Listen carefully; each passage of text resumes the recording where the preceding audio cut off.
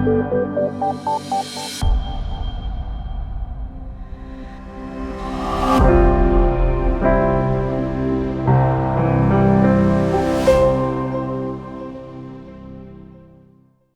Rosvall is a professor in educational work at the Department of Creative Studies at Umeå University in Sweden, and he focuses on sociology of education, and in particular influence and democratic processes for learners in VET. So this is the right person for us to explore the topic, and we are very happy to host you. And I'm passing the floor to you for the presentation.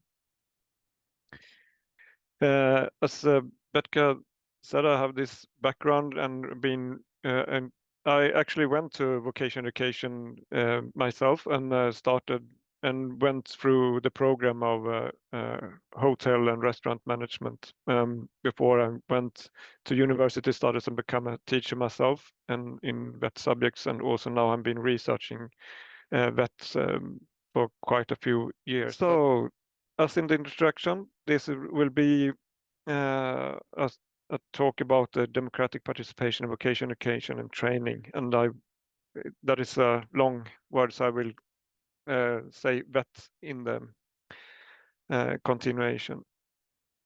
In the introduction, Anita asked if how many that comes from the VET sector, and I could only see one hand there. And I will start with an introduction to the VET sector and how it differs within the European countries. The VET sector is quite complex in many ways, both when you look into how it looks within nations, but also that you can see that it's quite diverse between European countries. But when you present the VET sector, you usually make a division between countries that have mostly school-based VET and those who have mostly workplace-based education. In Sweden, but you would usually also talk about France, there is mostly school-based VET, which means that you learn the profession within a school institute, and it's usually combined with shorter periods of a workplace practice. In Sweden, you have like 15 weeks during a 3-year period of workplace practice. But in other countries, VET education is mostly workplace based, and then you have the example of Germany with a dual VET education, where most of the time for the learner is spent on the workplace rather at the school, in the school institution. But then another difference is also, and that is important to know, is the difference between initial VET and continuing VET. And initial VET is usually used for those coming directly after mandatory or compulsory education. So in upper secondary education institutes, while continuing VET is usually, or CVET is usually targeted to adults and to either to get from unemployment to employment. So the difference between initial VET and continuing VET is that initial VET is usually longer and continuing VET is shorter, and they are addressing a little bit of different individuals in terms of knowledge and how they are organized. Initial VET usually also contains some of those more general subjects like language, social orientation, or civic competences and so on. By continuing VET usually more often focuses a specific method or processes to get employed or to get development within your profession that you already exercise. Then you can also see big differences between the status of the VET sector in different countries. In quite a few countries, VET sector is sometimes seen as a second chance for those who are not successful within academic subjects, while in some countries you can also see that it's a prestige education, especially in the STEM sector. that and that you can see that it's also integrated and close connected to the university studies. In most countries, VET is organized so you do not get merits, so you can continue to higher education, while in other countries you can also see that you have those, especially in initial VET merits, that you can continue to higher education.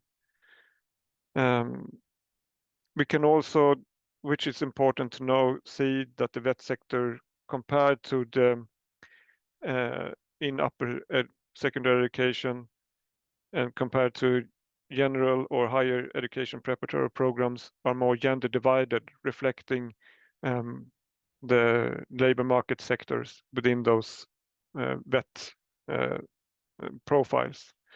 You can, for instance, see in health and social care is more female dominated, while male dominated programs like building and construction or vehicle and transport industry, but also that you can have those programs that are more mixed.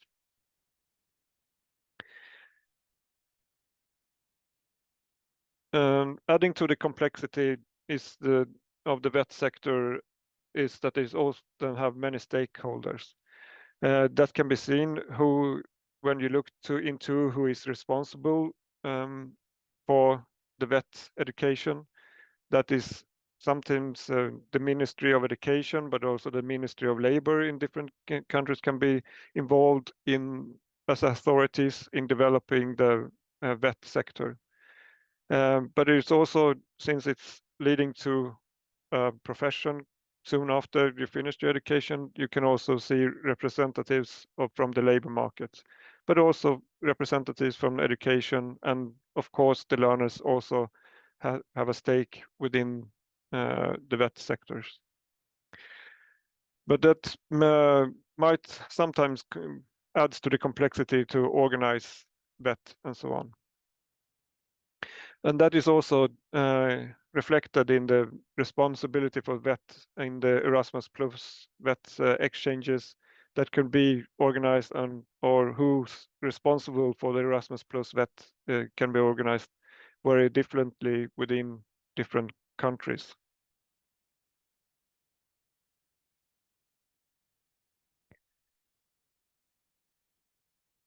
But today's talk is about democratic participation in VET, and then you might ask yourself, how has this always been a priority in the sector? I would say that it's quite new priority, and has been, but nonetheless very important.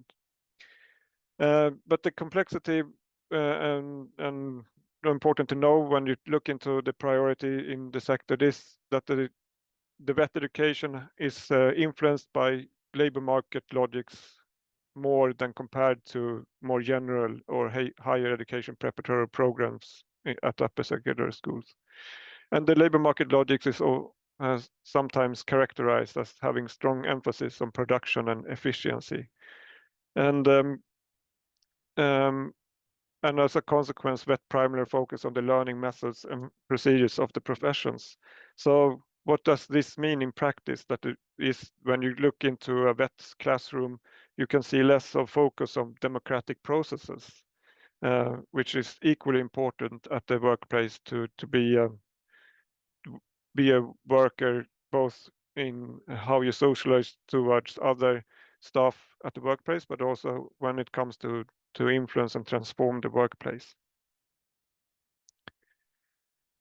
So, and continuation of the priority to the sector, I just said that it's quite a new and strong emphasis to this, and they are prioritized in the democratic fostering activities since young people in VET, especially male-dominated VET, have been found to be the ones with least trust in democratic processes.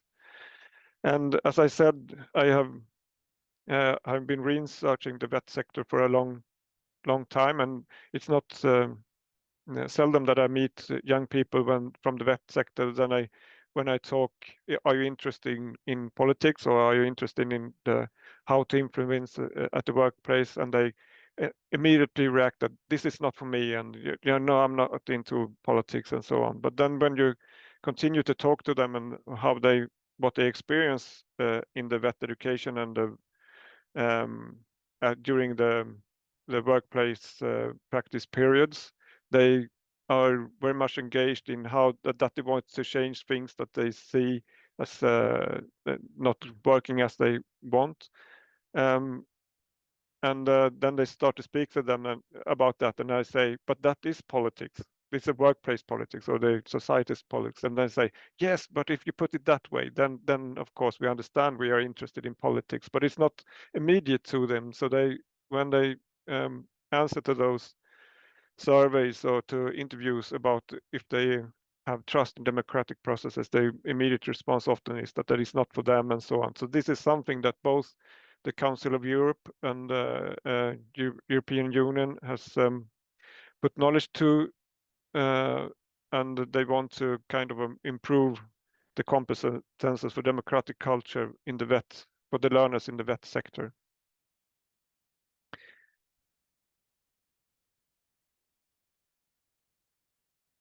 Yes. And this presentation, it's not coming in within a vacuum, but it's actually a continuation of a continuing process that we have, as experts, been involved in writing different texts for that will be published on websites later on. Some of the texts that I've written is about the framing of the democratic participation in the vet sector. And what I want to highlight within those texts is promoting the democratic participation in vet. And I also want to kind of those working in the vet sector and working with policy for vet learners and vet education is to see that we are actually dealing with this every day, and I try to influence at the workplace or work against the power relation is something that we do all the time. So therefore, I would say that it's very important to introduce vet learners to the organization of influence at the workplaces, and that can be done through, and that is also, of course, depending on the vet structure of this particular country. But if we have school where vet education is mostly taking place at schools, then we can think of it's important to introduce the learners to the school councils to kind of learn, and hopefully they can convert that knowledge of participating in school knowledge to how it is possible to influence through workplace meetings and so on.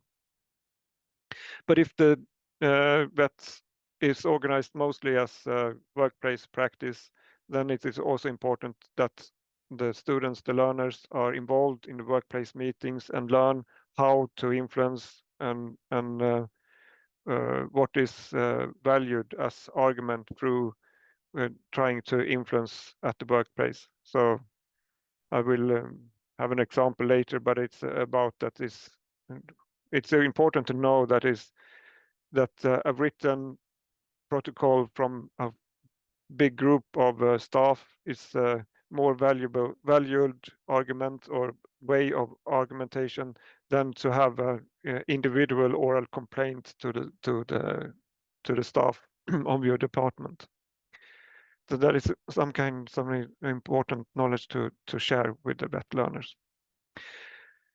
And also, I mentioned the research that I have done when we interview vet learners about the experience of the workplaces, and we can see that the learners think that they are not introduced, or after they have been to workplace practice, they think that there is not enough follow-up to discuss the inequalities or the power relations at the workplace.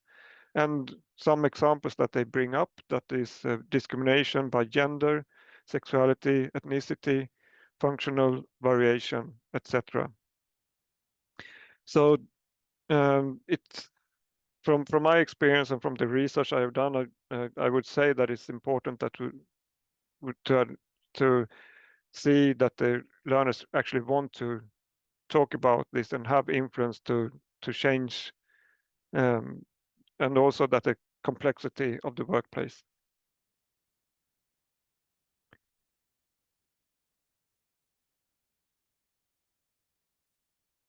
So I also want, and which I do within together with Natasha Kirsch in a chapter that is in press and that will be published in Council of Europe's publication series.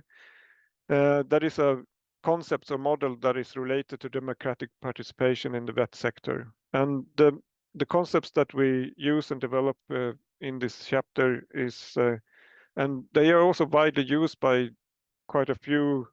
I don't know if you're familiar with Gert Biesta and so on, that or Michael Young that work within the vet sector, and they use similar concepts of discussing what kind of knowledge that is needed within the vet sector, and that is confidence, belonging, and capacity to act.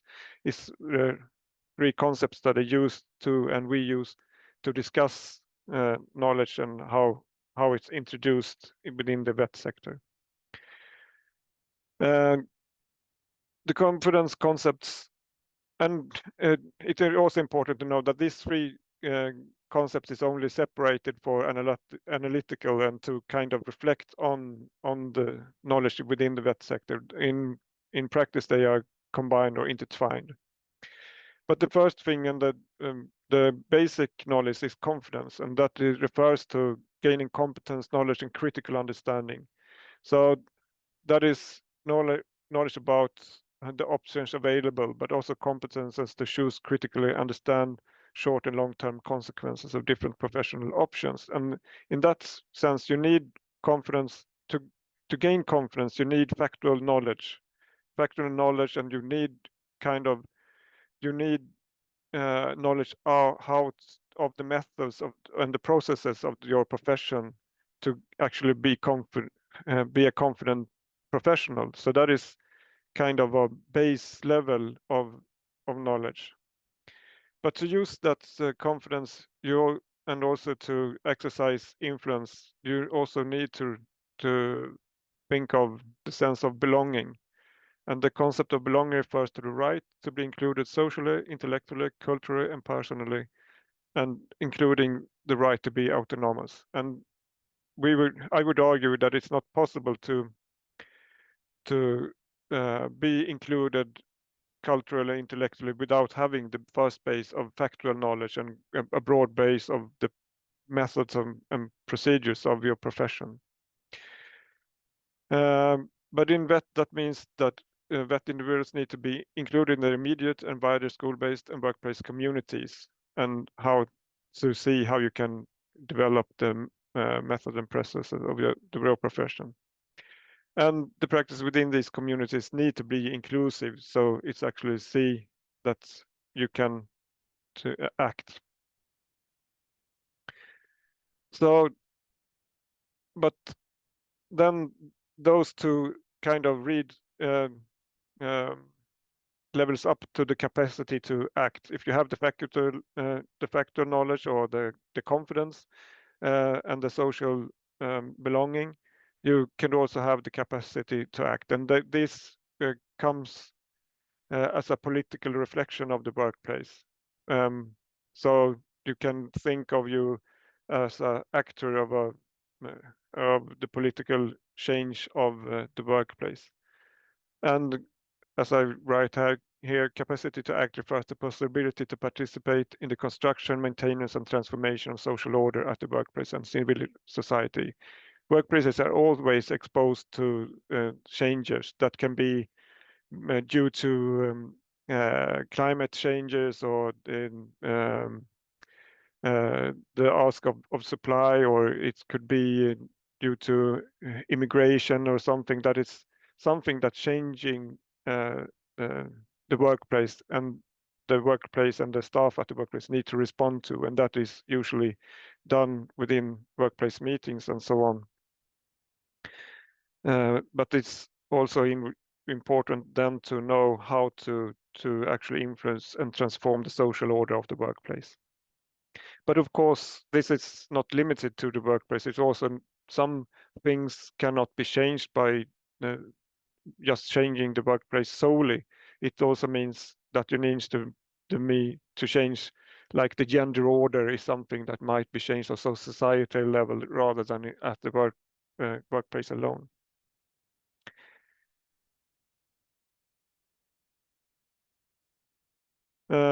So, as the model shows, we are citizens at the workplace too, and accordingly, the emphasis in VET should be placed on democratic processes in workplaces. So, here I already touched upon those differences, places where you can exercise influence. That is, for example, workplace meetings, writing a protocol, or information about the workplace.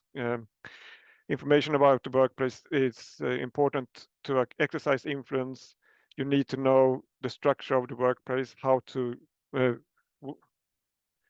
where influence is exercised, who to meet if you want to address a specific person, or it's also about, in a wider sense, what are the organizations that the workplaces work with in order to change what happens at the workplace. So that could be the union, or that could be other professional organizations that is specific for that profession. So that's leading to my argument. Development of democratic competence should be an important part of that, including Erasmus Plus and VET exchanges. So I think that is something that is also important to include there. I'd say a few words of the most importance to my view, if you want to look into this further, and that is the development of the reference framework of competences for democratic culture guidance document for VETs and VET sector, and they are also having more publications coming this autumn. So if you're interested in this, you can look into this link, and you have, that is an important framework. And then CEDEFOP is one of the European Union's that is responsible for the VET sector and lifelong learning. And you can see a lot of the recommendations and policies is coming from there. And their synthesis report, The Future of Vocational Education and Training, is addressing, for instance, the separation between academic and practice knowledge that is quite important in the development of European education. And you also have the European Network for Better EU Skills in VET Providers, Euro for VET, that I think is important vehicles for information. Other sources and digital platforms that I think is important in terms of exchanges and international exchanges is the Jean Monnet networks for schools and VET institutions. And you also have the inclusive mobility in VET, that is for students with functional variation. And that is also individuals that I think that is important to actually see how it can be in other countries and get the possibility to exchange. Then we also have some practical examples of how to promote democratic participation in VET, and one of those is Brave Space, and that is organization that is almost worldwide, at least in the Western countries, and that is about how you invite VET learners to have a space where they can discuss those things that I introduced and that I have seen in my research that they want to discuss about, like gender harassment or sexuality or discrimination by ethnicity and so on. Then they can go to this space to interact with others that is felt like a safe environment where they can share their experiences. Then we also have the green vetters, that is about that is can be seen as a response to the climate changes and how vet is influenced and by that and to the green industry, and also important that the vet learners have influence and knowledge about how to transform the sector. We also have work integration into social enterprises that is Murray, and I think the link will be is in a longer version that we shared afterwards. So that is more or less my presentation, and I will just shortly, briefly say something about how we can support democratic participation, and we will later explore together how a checklist can be used in order to promote knowledge on democratic participation in KR1 and KR2, but also that the vet organizations can obtain those grants that I discussed previously. But then also, if you look at the country level, we have several examples which you can explore through the links after the meeting.